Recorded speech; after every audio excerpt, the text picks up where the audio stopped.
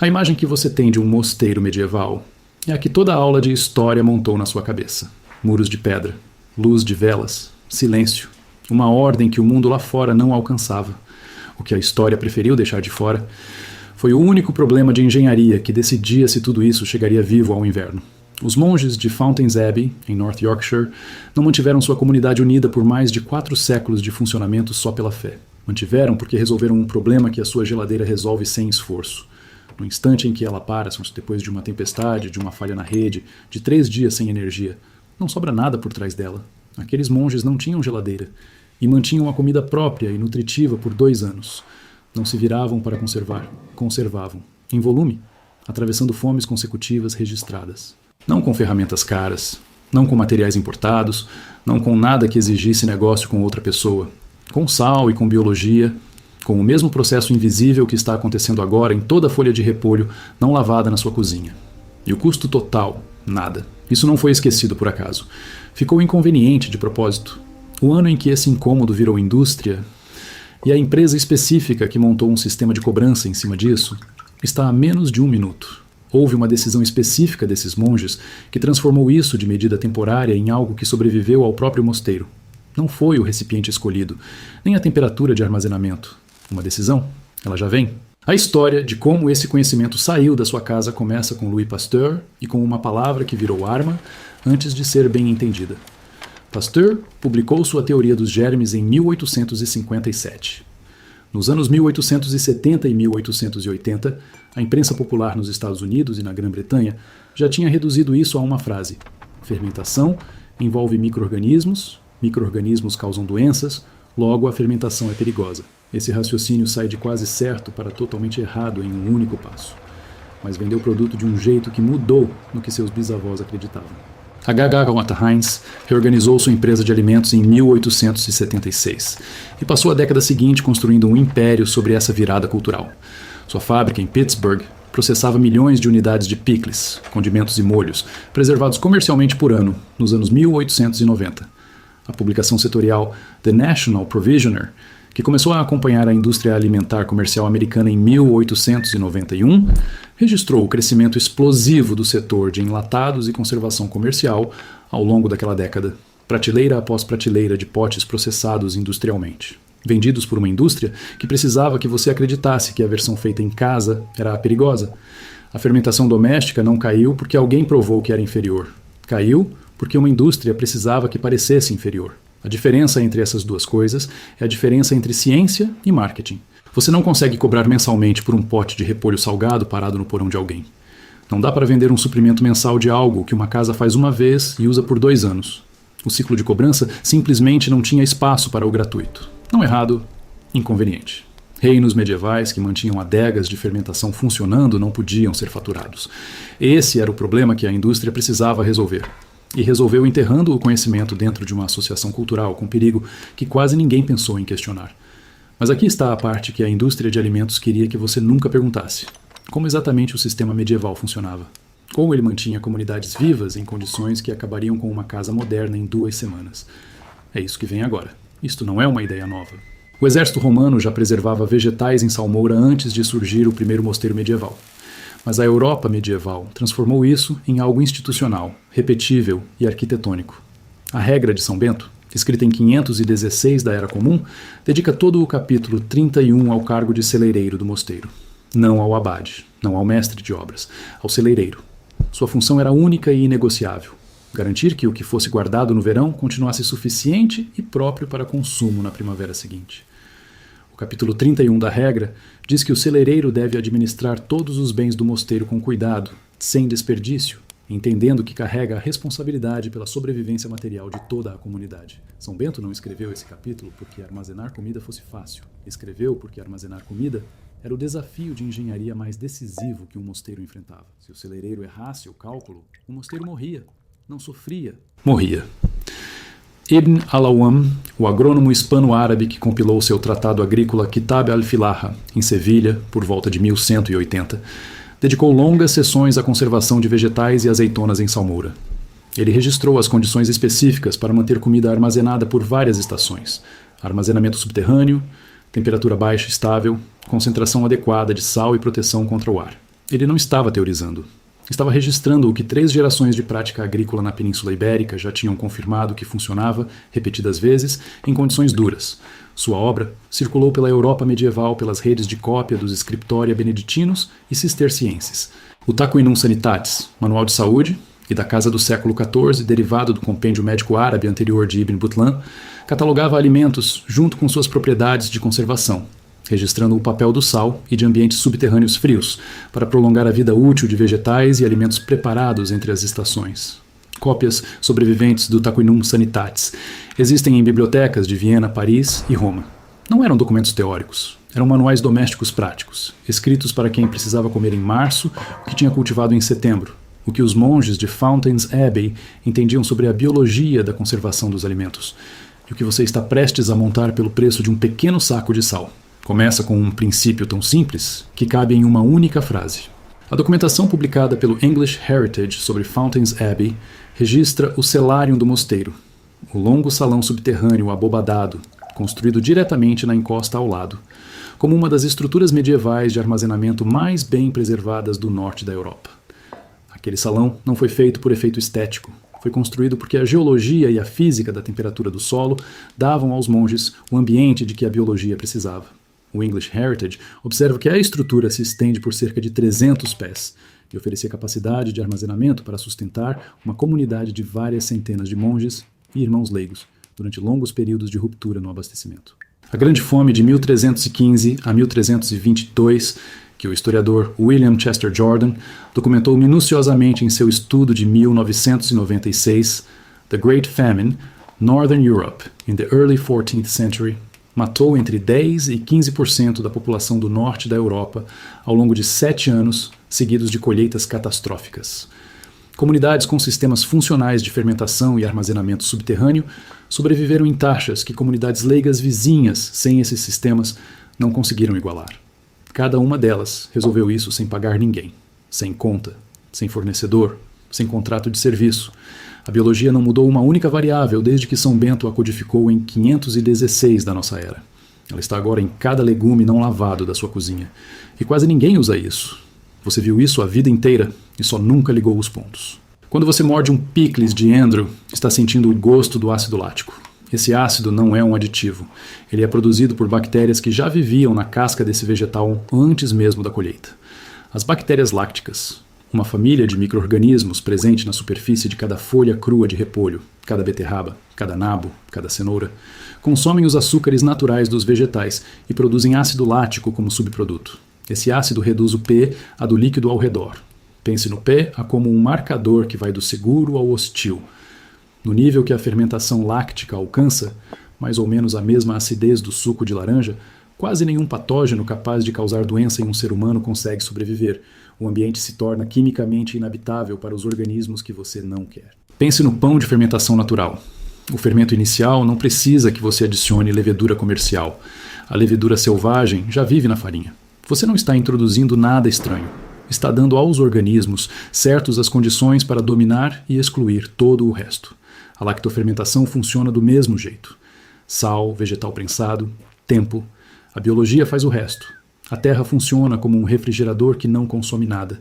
Cave cerca de 4 pés em qualquer clima temperado e a temperatura do solo se estabiliza em torno de 50 graus Fahrenheit o ano inteiro. Frio bastante para reduzir a atividade bacteriana a quase nada. Não frio a ponto de congelar o conteúdo. Isso é uma geladeira que não exige eletricidade, manutenção nem custo mensal. Os monges de Fountains Abbey não descobriram esse princípio. Eles ergueram um salão de pedra de 300 pés em torno dele. A maioria das pessoas que tenta fazer isso erra uma etapa. É a primeira. E é a diferença entre um pote que dura 2 anos e outro que amolece e fica desagradável antes do fim do primeiro mês. Aqui está o que você precisa. Aqui está o que você precisa. Quero ser honesto com você sobre cada número. Um pote de cerâmica de boca larga ou um vidro. Um vidro de conserva de qualquer brechó custa $1. Um pote novo de cerâmica para fermentação custa entre 10 e 20 dólares. Um balde plástico limpo, próprio para alimentos, serve. Qualquer material não reativo sustenta o processo. Sal sem iodo, sal para conserva, sal kosher ou sal marinho não refinado sem aditivos antiumectantes. Um pacote comum em qualquer mercado. Menos de $2. Vegetais firmes, repolho, cenoura, nabo, beterraba, rabanete. colhidos da sua própria horta, de graça, comprados na feira, de 2 a 4 dólares por vários quilos. Um peso que caiba dentro da boca do recipiente, uma pedra lisa, um saco tipo Ziploc cheio de água com sal, um vidro menor cheio de água, apoiado por cima, um pano ou uma tampa apenas apoiada.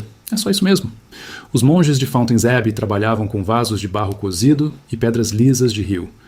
Você está usando ferramentas que eles considerariam bem completas.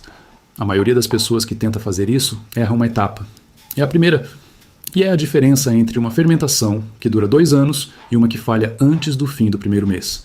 Aqui está a única coisa que a maioria faz errado. Usam sal de mesa iodado. O iodo começou a ser adicionado ao sal de mesa comum na década de 1920, nos Estados Unidos, como medida de saúde pública contra a deficiência de iodo. Esse é o propósito dele, e funciona bem. O problema é que as bactérias lácticas são micro-organismos. O sal iodado é formulado para suprimir micro-organismos. Ele suprime exatamente os organismos de que a fermentação precisa antes que o processo consiga se estabelecer. O repolho fica no líquido salgado, sem fermentar nem se conservar direito, até apodrecer. O escritor de gastronomia e pesquisador da fermentação Sandor Katz, em sua obra de 2012, The Art of Fermentation, documenta a preferência universal, nas culturas tradicionais de fermentação do mundo todo, por sal não refinado e sem iodo, uma preferência anterior a qualquer entendimento da química do iodo e surgida apenas da observação do que funcionava ao longo das gerações. Use sal para conserva. Use sal kosher. Use sal marinho sem aditivos. Confira o rótulo antes de comprar. Se iodo aparecer em qualquer ponto dos ingredientes, devolva para a prateleira. Agora, comece com uma cabeça média de repolho verde, cerca de 2 quilos, fatie fino, mais ou menos a espessura de uma moeda. Use a cabeça inteira, exceto o miolo. Pese o repolho já fatiado. Esta etapa importa mais do que qualquer outra medida do processo. Para cada libra de repolho fatiado, mais ou menos o peso de um livro de bolso comum, separe uma colher de chá rasa de sal sem iodo. Não cheia, não arredondada, rasa. Isso gera uma concentração de sal de 2% em peso. Esse é o limite mínimo em que as bactérias lácticas superam de forma estável e confiável os organismos da deterioração. Concentrações maiores deixam o resultado mais salgado e fermentam mais devagar. Concentrações menores são instáveis e não compensam o risco. Junte o sal medido diretamente ao repolho fatiado numa tigela grande. Trabalhe tudo com as 2 mãos por 10 minutos inteiros. Aperte, pressione, separe e compacte de novo. O que você está rompendo são as paredes celulares do repolho, expulsando a água guardada dentro de cada célula. Pense em torcer uma toalha molhada, só que aqui a toalha produz o próprio líquido enquanto você trabalha. Depois de 10 minutos de pressão constante, a tigela terá uma massa de repolho visivelmente murcha, abatida, mergulhada no próprio líquido. Esse líquido é a salmoura. É o meio em que todo o processo acontece. É a barreira que vai proteger o produto final por até 2 anos em armazenamento frio. Prove um pedaço pequeno neste ponto. O sabor deve parecer agradavelmente salgado, como um caldo bem temperado. Nem forte demais, nem sem graça. Se estiver salgado em excesso, incorporar um pouco mais de repolho reduz a proporção sem estragar o lote. Acomode o repolho bem apertado no recipiente. Use o punho. Vá socando em camadas, compactando cada uma antes de pôr a próxima. A cada pressão, você elimina bolsas de ar e faz a salmoura subir e cobrir o repolho.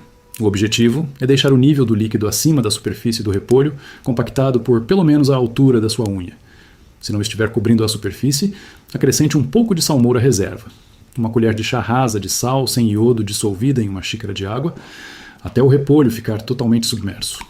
Coloque um peso sobre o repolho compactado. Esta é a etapa que quase todo mundo pula. Foi ela que diferenciou uma adega cisterciense capaz de manter comida durante um inverno inteiro de outra, que fracassava até março.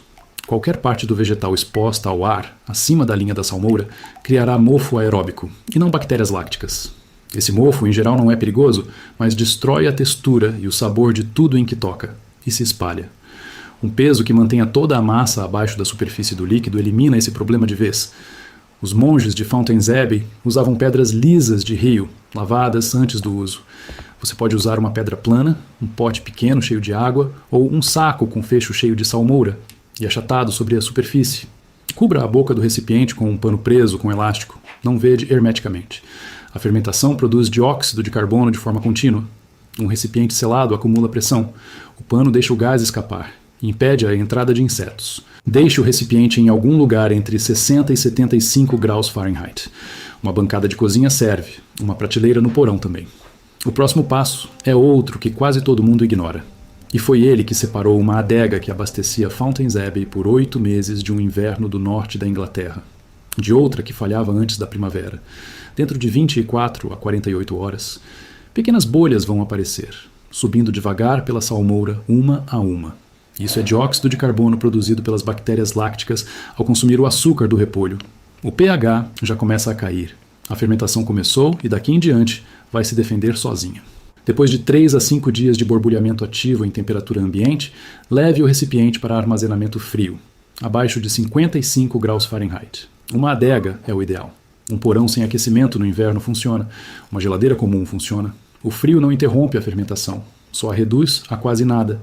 O ácido láctico, já produzido, permanece na salmoura e continua protegendo o alimento. Neste ponto, o pH da salmoura fica em torno de 3 a 3,5, a acidez de um suco de laranja, e quase nenhum organismo capaz de causar doença em humanos consegue sobreviver nesse ambiente. Deixe quieto. Verifique a cada 2 semanas. Empurre para baixo qualquer coisa que tenha subido acima da linha da salmoura.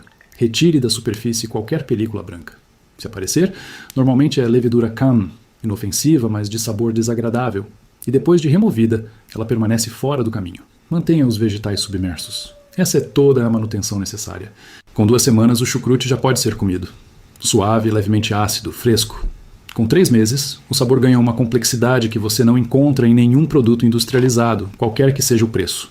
Com 6 meses, fica mais intenso, mais profundo e continua nutricionalmente preservado.